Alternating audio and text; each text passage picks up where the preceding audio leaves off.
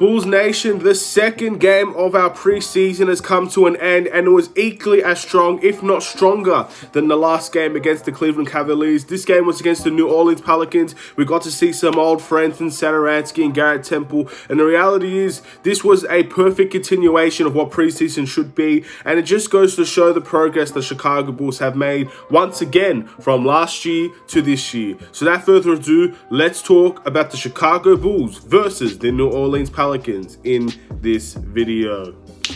Let's do it.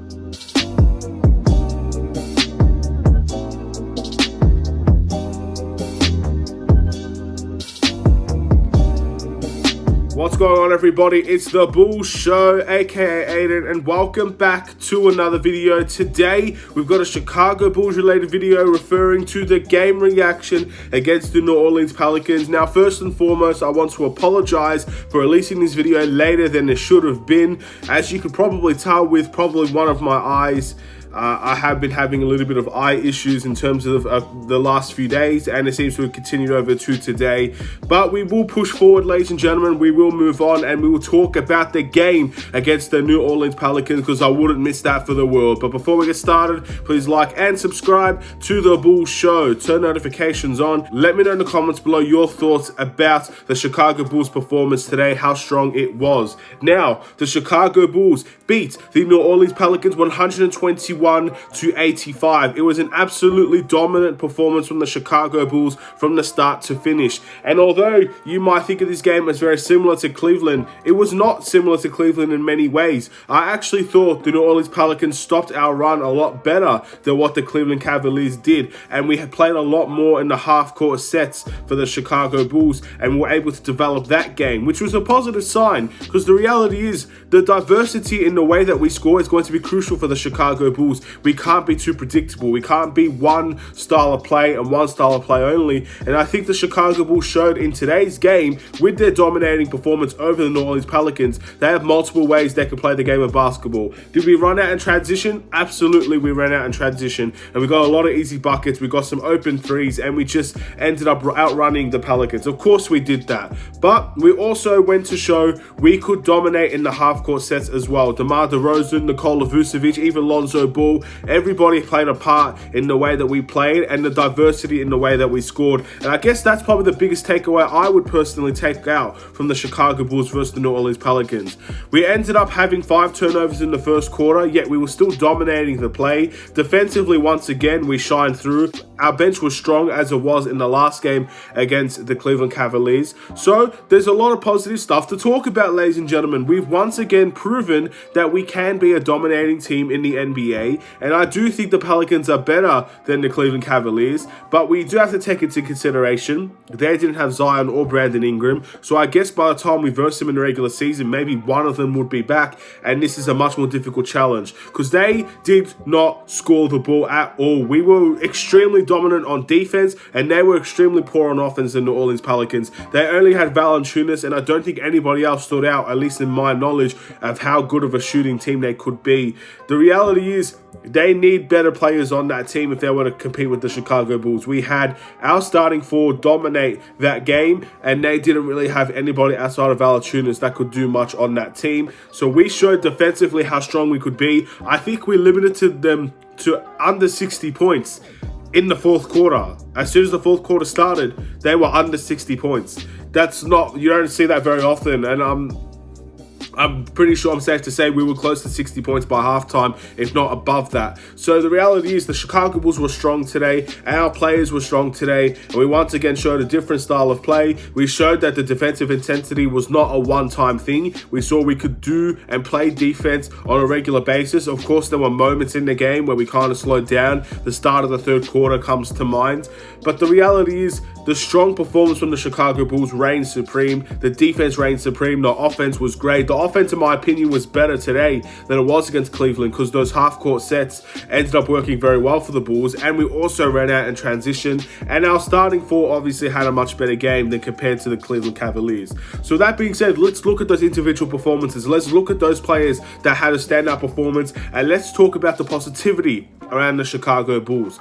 I want to start off with DeMar DeRozan today. He didn't have the greatest game, 12 points, 6 rebounds, 2 assists in today's game. He built his way up in the third quarter, but he wasn't making his shots. And I think DeMar DeRozan, at the end of the day, good rebounding game from him. Assist-wise, he could do better than that as well. But DeMar DeRozan, we can all safely say he didn't have the greatest of impacts on this game. Again, the third quarter was very strong from DeMar DeRozan. A little bit in the second quarter as well. He was building his way up, but there were certain foul calls he didn't get. And obviously, he did take some questionable shots that he did miss. But these are the things you're going to see with DeMar DeRozan. I think in the regular season, those shots that he's missing, he will make. This is what preseason's all about. He has to get his shot, he has to get his rhythm, and he has to find his way to suit this team. And in the end, he did take some good shots that just didn't fall through. So we need to wait and see what happens with DeMar DeRozan. Not the greatest game per se, but definitely not a bad game at all. And hopefully we can continue to see his progression in the preseason. And I'm sure we'll see a really strong game for DeMar DeRozan sooner or later. Zach LaVine had 21 points, 3 rebounds, 3 assists, 1 steal, and 1 block in today's game. Zach LaVine was as good as you normally see him in these games. Efficiency-wise in the scoring end was great. Assist-wise, he did his thing. Rebounding, he got a steal and a block today. He was playing defense. And again, if Zach LaVine continues that defensive pressure that he did have in the Olympics into this season, with the ability that Lonzo Ball has defensively, these two could be a very strong two-way backcourt, which is fantastic considering Zach LaVine was also criticized by Bulls fans by not playing defense. In the preseason at least, he seems to be taking a good step in playing really good defense for the Chicago Bulls, and I'm very happy to see that. And scoring is an expected thing from Zach LaVine. He can score from anywhere. He took some fantastic shots today, some step backs, he took some corner threes, and the difference is, a lot of the time he was open.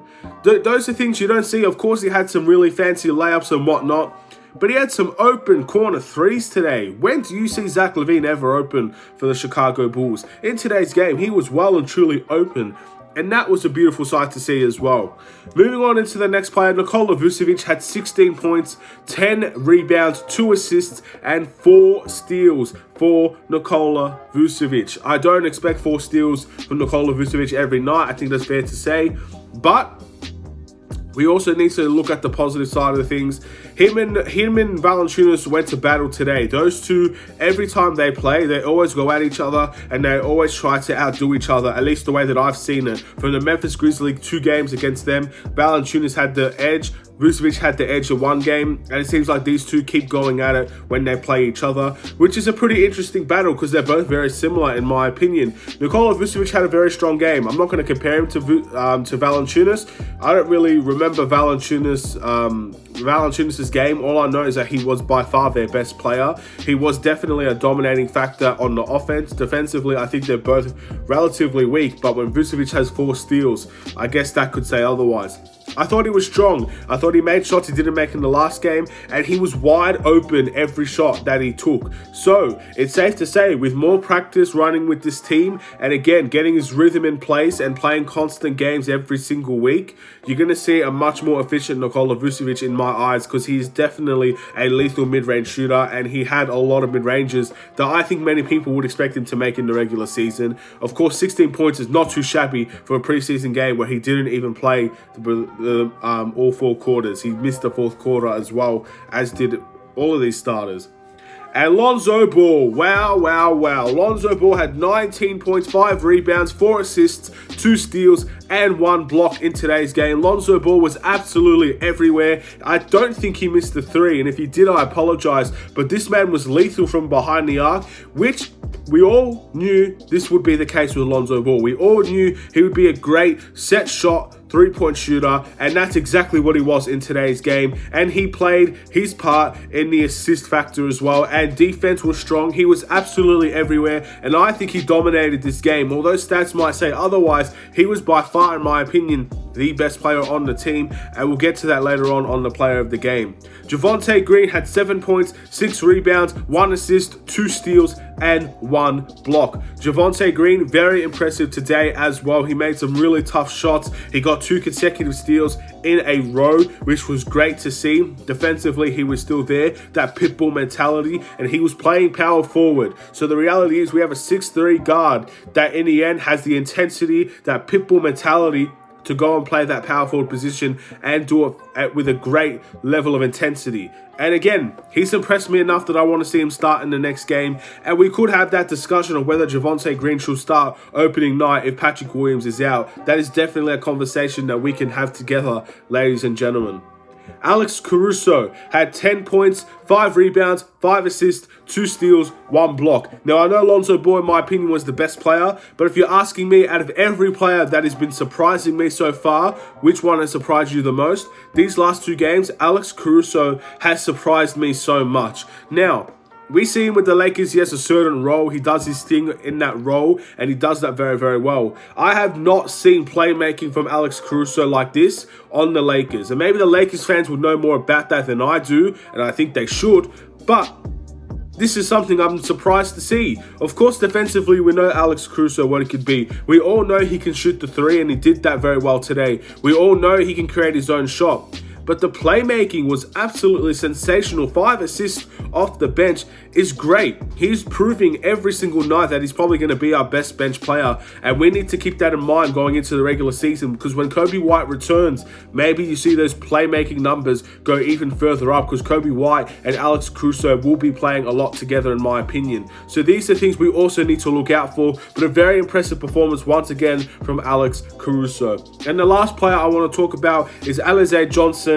He had 4 points, 9 rebounds, 5 assists, 1 steal, and 1 block. Now, points-wise, he wasn't the greatest, only 4 points in today's game. What he did outside of points, in my opinion, is the reason that he shined through. 9 rebounds, again, one of our leading rebounds players. He had 5 assists as a center, very, very strong. And he also did his thing defensively with a steal and a block. And he was aggressive, and he also had that I want that ball mentality. He searched for the ball, he's searching for rebounds, and he's making sure that ball is his own. And these are the rebounders that we need on the team. We need those types of rebounders. I think it's as simple as that when it comes to the Chicago Bulls. Rebounds mean everything for this team, and the more rebounds that we're going to get, the more Alize Johnson performs, and he's playing as a center, which is not his natural position. The more that he performs, the more that we get to see players like, again, Alex Caruso, who got 5 rebounds. Javonte Green got 6 rebounds. Lonzo Ball got 5 rebounds.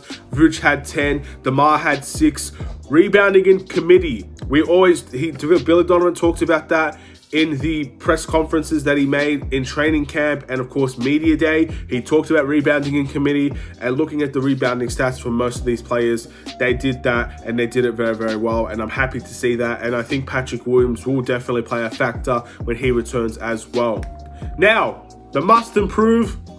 I feel like there's no point once again giving a must improve. I know I'm kind of scapegoating myself by not, I guess, slating players that deserve to be slated. But at the end of the day, look at how we're winning. Look at the last 2 games and the dominance of those games. I don't recall any really bad performance from the Chicago Bulls tonight. Of course, there are players that could do better.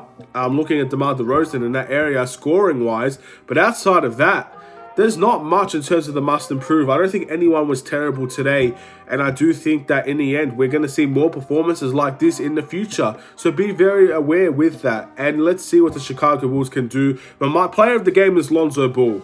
Now, statistically wise, Lonzo Ball didn't have the most points. Lonzo Ball didn't have the most rebounds. Lonzo Ball didn't have the most assists. I don't think Lonzo Ball had the most steals or blocks either. But altogether, he was absolutely dominant in today's game. He showed his class at the point guard position. His point and his ability to make threes was very good for the Chicago Bulls today. His rebounding was massive. His assist played a very good factor. He got some lobs in there. Derrick Jones Jr. and Marco also played today, and Derrick Jones Jr. got a lob assist from Lonzo Ball, which was fantastic. Obviously, the defense was crucial. He deflected a lot of balls that didn't count as steals. So just because he had steals, only 2 of them today, does not mean that he wasn't impacting the ball and deflecting the ball in other areas, intercepting the ball, which is great. He's doing a lot of things for the Chicago Bulls. We all knew he was going to be the game changer, and that's exactly what he's turning out to be. Our pre-season record is 2-0. We have beaten the Cleveland Cavaliers and the New Orleans Pelicans, although they didn't have Zion or Ingram. The reality is 2 teams that we faced and 2 teams that we should have beaten, 2 teams we've beaten comfortably. That's the message to take away from the Chicago Bulls. We're expected to beat the Cleveland Cavaliers at home. We're expected to beat the Pelicans at home, and those are 2 things that we've done.